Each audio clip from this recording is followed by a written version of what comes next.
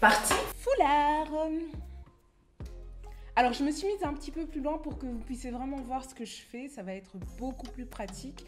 Et à certains moments là où je vais couper le son parce que le foulard fait beaucoup de bruit, vous allez l'entendre.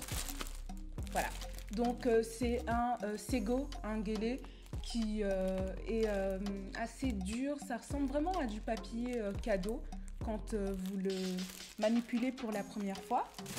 Alors moi j'ai déjà détendu le mien. C'est-à-dire, je l'ai froissé, défroissé, froissé, décroissé et je vais travailler avec celui-là.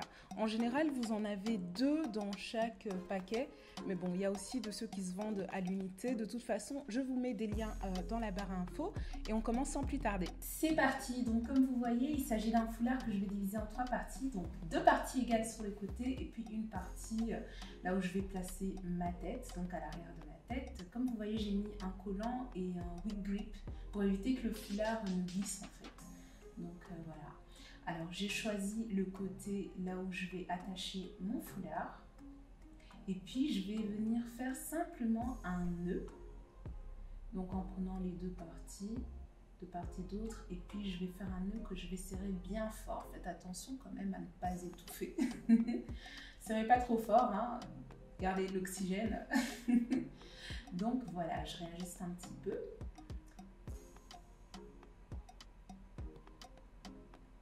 Avec la partie de devant, en faisant bien attention de garder le motif vers l'extérieur, c'est très important puisqu'il y a une partie en fait qui n'est pas utilisable, une partie là où les motifs sont bien dessinés. Donc je place la partie de devant d'abord à l'arrière.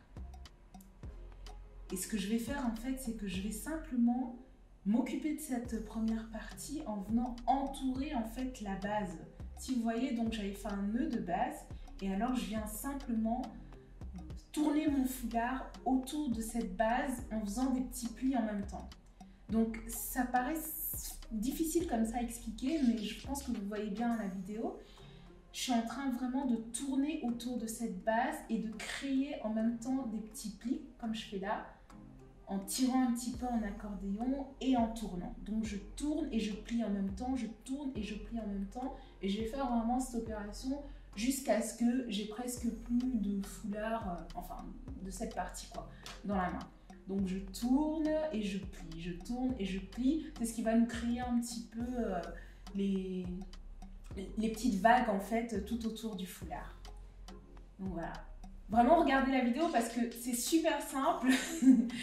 Donc voilà. À expliquer comme ça, c'est un peu compliqué, mais la vidéo vous montre tout. Donc, vraiment bien prendre le temps de faire les plis, de tourner, de réajuster, de faire les plis, tourner, réajuster. Donc voilà, on est toujours sur la première partie. Et alors, je vais prendre ma copine que j'ai piqué, donc avec des petites épingles, juste histoire en fait de sécuriser le tout.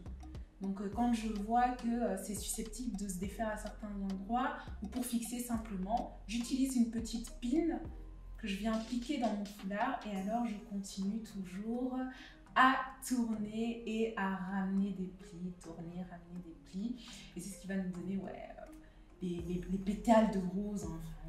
Voilà, parce que c'est un guélé qui s'appelle le rose ou le iconic, donc voilà, c'est un guélé en forme de fleur, une belle grosse fleur. Donc voilà, là je suis en train d'ajuster la première partie, c'est toujours la partie de devant que j'ai fait tourner. Et alors là, je vais me préoccuper de la deuxième partie. Donc comme vous avez vu, la première partie, je l'avais fait passer par l'arrière. Cette fois-ci, la deuxième partie, je la fais passer devant. Donc toujours avec le même processus, mais en la faisant passer par l'avant, donc dans le sens opposé de la première partie. Voilà, donc si vous ne vous rappelez pas, n'hésitez pas encore à revenir voir ce que j'ai fait. Et alors, je continue toujours à tourner et à définir mes plis, tourner et définir mes plis. Alors pour le maquillage que vous voyez ici dans cette vidéo, vous le retrouvez dans une autre vidéo, sinon ça allait être vraiment très long. Donc je vous montre vraiment en détail comment j'ai fait mon fard à paupières, tout ça. Et il y a aussi, à la fin de la vidéo, vous allez voir une tenue spécifique que je porte. Et j'ai fait un tutoriel pour vous montrer comment j'ai réalisé la manche du pagne en fait, que je porte à la fin de la vidéo. Voilà, donc je suis toujours dans l'ajustement. L'avantage avec ce genre de foulard, c'est qu'il est vraiment rigide et il répond bien aux formes, donc vous pouvez le placer un petit peu comme vous voulez et à chaque fois, ça va vous donner la forme que vous voulez. Il est vraiment très très dur comme du papier cadeau, donc voilà, n'hésitez pas à réajuster pour qu'à la fin, ça vous donne vraiment le résultat escompté. Voilà, en même temps, je voulais profiter aussi voilà, de la vidéo du tutoriel pour vous faire un gros bisou, pour remercier mes abonnés actuels et celles qui arrivent en masse par la suite. Voilà, le foulard, il est quasiment fini, mais toujours ajouté, toujours dans la précision. Ce que vous voyez sur les côtés, en fait, c'est les petites feuilles. Donc, j'ai créé une rose et puis je vais laisser quelques petites feuilles pour dépasser un petit peu. Et je trouve que ce guédé est juste trop magnifique. Donc, voilà, j'aime bien le réajuster. And voilà. Alors, je vais vous inviter à pas partir trop vite. Yeah! Voilà, le foulard est terminé. Je me suis aussi habillée pour l'occasion.